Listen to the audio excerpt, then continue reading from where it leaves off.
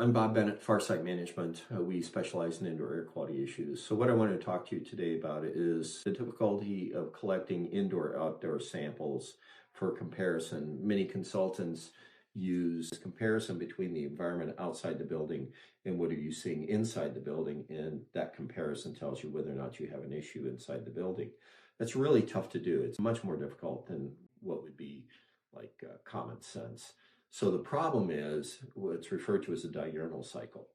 Diurnal cycles are how the environment outside the building changes, and it has to do with the moisture content. So right at the crack of dawn, and the sun starts to come up off the ground.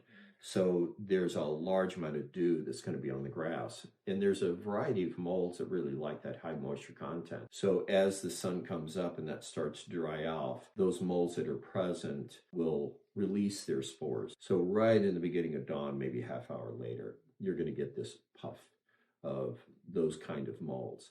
Then as the sun goes up higher and that moisture really begins to dry off the grass, there's another set of molds that are more resistant to drying out. They're going to release their spores, and that's a different set of mold than the first.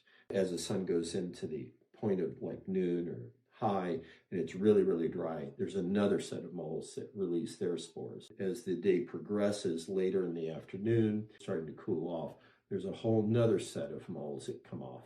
So my point is that different mold species produce their spores at different times of the day, and that's why they call it a diurnal cycle.